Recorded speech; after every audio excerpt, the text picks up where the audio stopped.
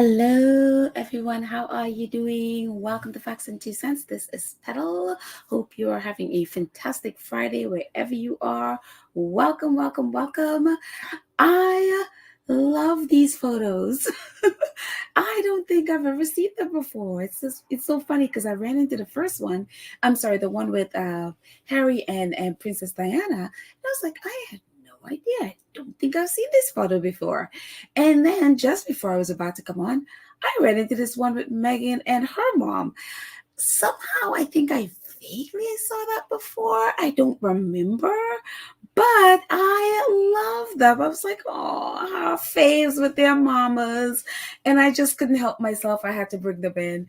I just absolutely, absolutely love it. And I love that they are older photos and you can see, the sort of like an antique look to both of them. I was like, oh, how perfect. How absolutely perfect. And so I just love our faves. Again, we don't know where they are, what they're up to. They're under their tree being silent, thankfully, with all this mess going on Shutter Island. I am so happy that wherever they are, whatever they're doing, we know again they work in stealth, and whenever they decide to let us know what they're doing, we'd be more than happy to chat about them. But it is wonderful. I'm like, oh. And so I look forward, and in the meantime, we're celebrating Spare and everything else. What else is going on in the world? Well, one of the things that Harry talked about, Princess Diana. This is one of Princess Diana's main things that she was a part of and worked with, and one of the main areas where she was actually so incredibly effective with in really supporting the community, the men and women who with AIDS or HIV. Her mark on it was so important. And since she, has passed on, Harry has sort of taken up the mantle. Obviously, we know the stigma around HIV and AIDS, and Harry and Garrett Thomas, I think that's his name, Garrett Thomas. They really work together in basically eliminating the stigma around it, and so they have done an incredible amount of work in making sure people get tested and all of those things. And so Tackle HIV posted this. It says, "We are very honored to have the support of Prince Harry.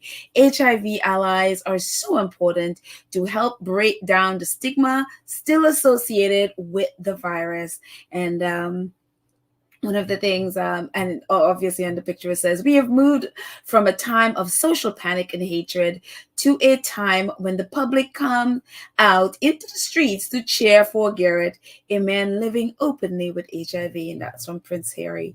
And so he has done an incredible amount of work all over. And also part of Sentebale is also working with teenagers and young people and adults really in the community there who are dealing with HIV, who are living with HIV and AIDS. And so he has done an incredible work for over numerous years in this area.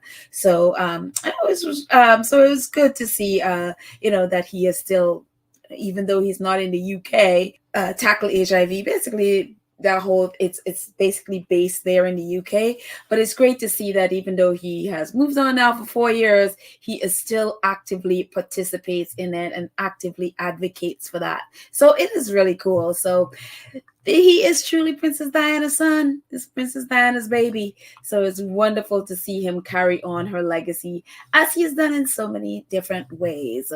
And this happened today, and this is very interesting. But Prince Harry, just as we know, won a court case against the Mirror News Group, and for phone hacking, illegal news gathering, and of course with Piers Morgan, his old mess, who was the editor for a lot of that time. And so one of the things at the end when Prince Harry gave his statement was really calling on the legal and say the police departments to really investigate the people who were involved, who were a part of these illegal news gathering, and act and to basically bring justice to the people who have been victims of this. And so Today, we found out that the ex-Mirror Group lawyer probed over phone hacking. And so the Law Gazette, and what is happening is there's a chance that the in-house lawyer from the Mirror could get disbarred for his role in this phone hacking, because he was the guy that was in the Mirror and he was there for a long time, who would have tagged these things. And so he knew, according to the judge, that he knew that this was happening.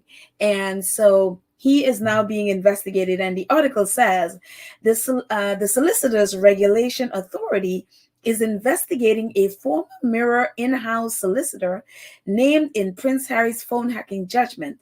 The regulator has revealed Marcus Partington was referred to repeatedly in the ruling handed down by Justice Fancourt last month.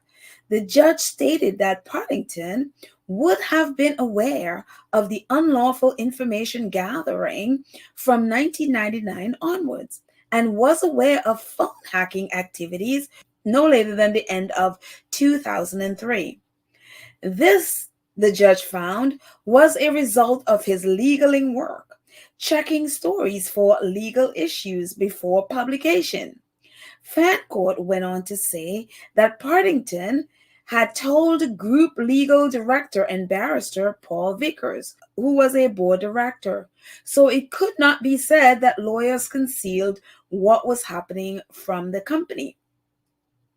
In a statement today, the SRA's spokesperson said, in relation to Partington, we are aware of the issue and are investigating. We are gathering all relevant information before deciding on the next steps. Partington admitted in 1989 was in-house lawyer for the People from 1997 and then at the Mirror from 2002. He then became Deputy Group Legal Director of Trinity Mirror PLC in April 2007 and Group Legal Director from 2014 to 2021. Like all practitioners, the 34,500 in-house solicitors in England and Wales must adhere to the SRA Code of Conduct. The regulator has stressed that this part of the profession plays a key role in helping organizations to behave legally, fairly, and ethically. The SRA said last year that in-house solicitors should carefully consider how they can deliver organizational objectives while maintaining independence.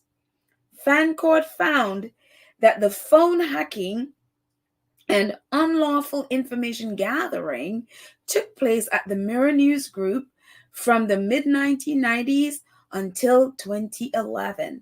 Serial phone hackers used unlawful techniques on a widespread and habitual basis, and this remained an important tool of the kind of journalism that was being practiced at the Mirror newspaper and newspapers up to a limited extent, even during the Leveson inquiry into the conduct of the press. So again, Mr. Partington is being investigated and by the SRA, which is the Solicitors Regulation Authority. They have a code of conduct that they have to adhere to. In-house solicitors, in-house lawyers, as he was for the Mirror, they have a code of conduct.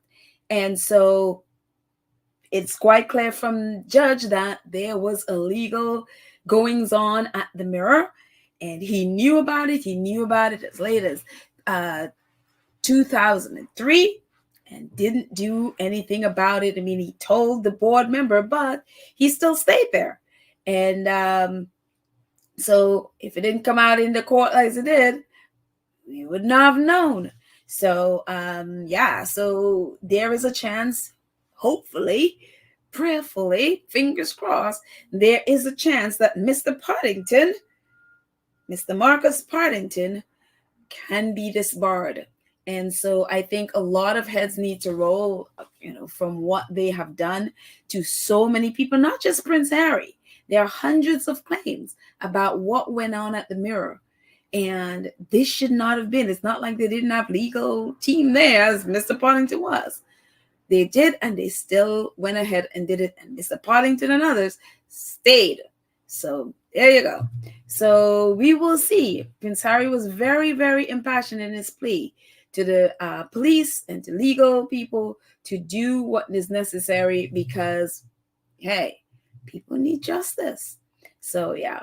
So very, very good news in this way. And thank you, Prince Harry, and all of the others who have bravely come out and testified and put themselves on the line to be grilled, understand, to get this out in the open and to get some kind of justice for what this illegal stuff that the Mirror News Group did to them.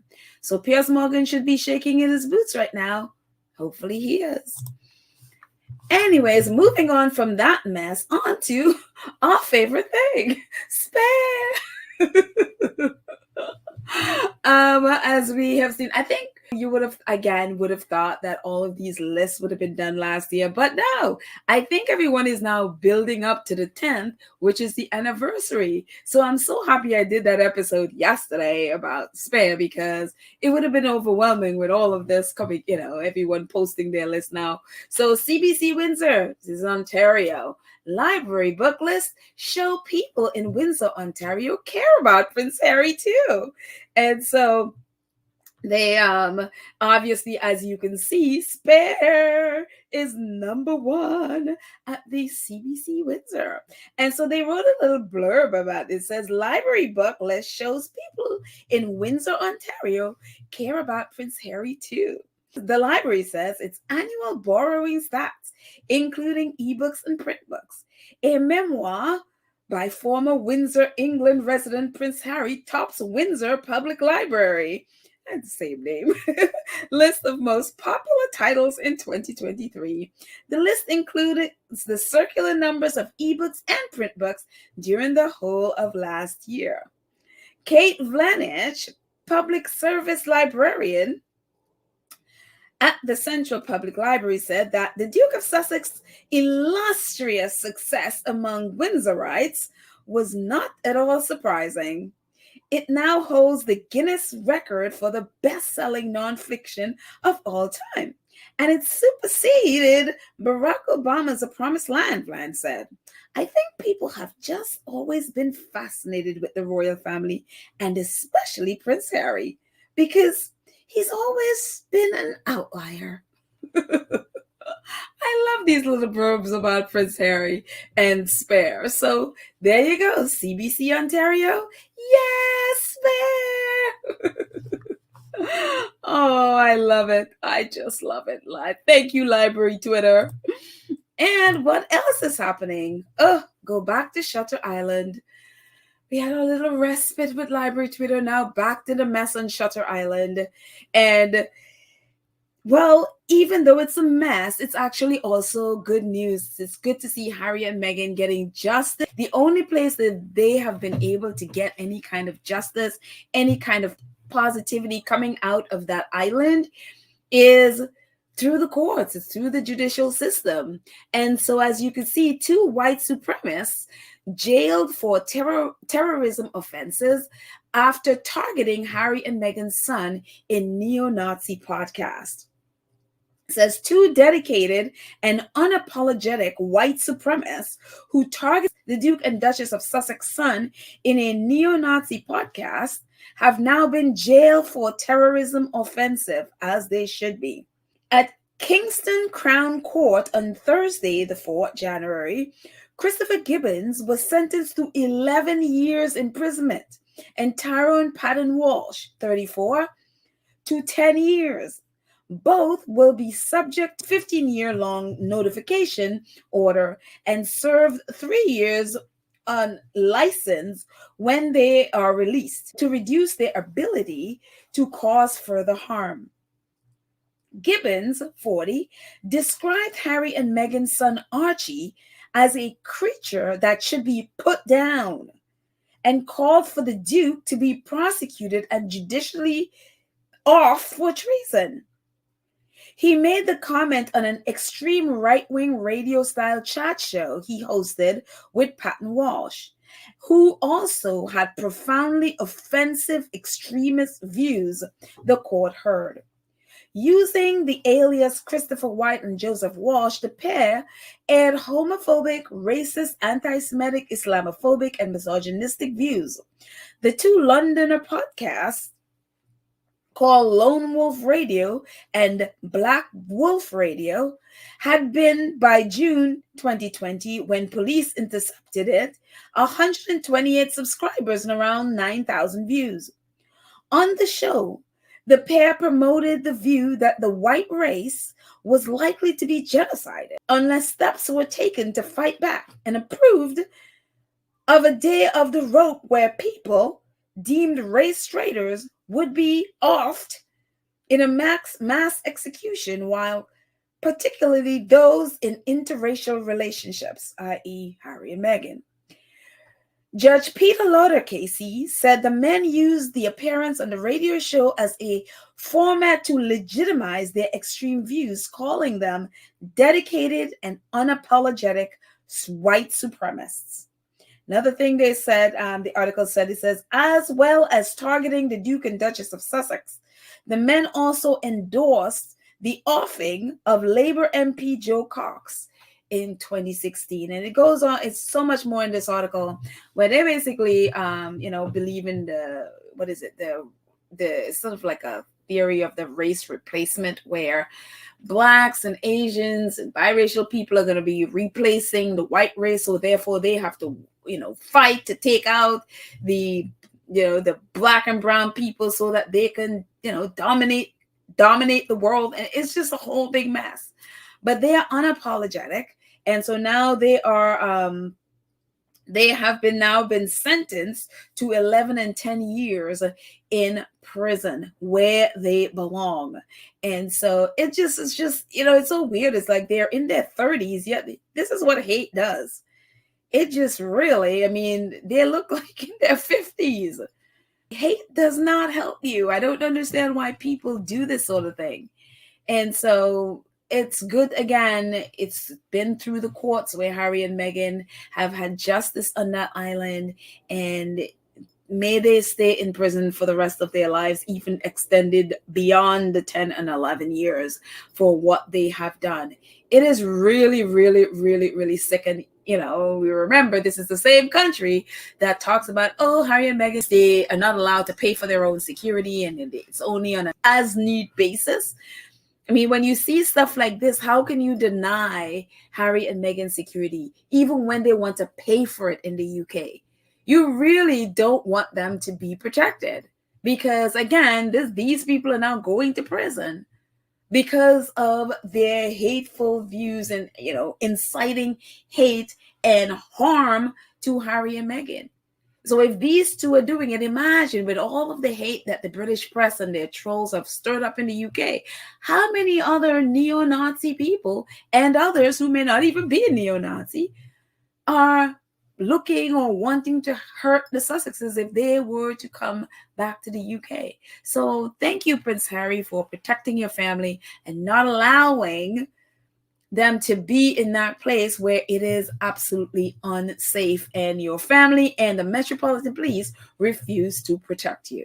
So yeah, so at least these two are going to be off the streets, and then the other two from a few years ago also off the streets. So could breathe a little sigh of relief, but again, who knows who else is out there with this sort of thing. So anyways, moving on.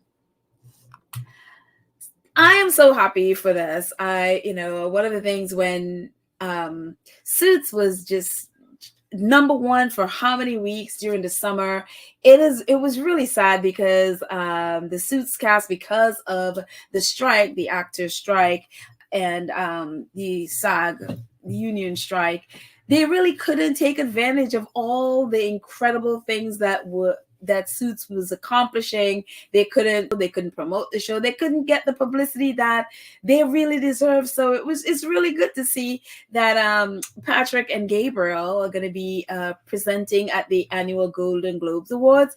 I think this is coming this weekend. I mean, if I'm not mistaken, might be Sunday. So they're going to be presenting. Obviously, I don't know if other cast members are going to be there, but at least we get to see them, and they get have the spotlights on them. So it's good to see.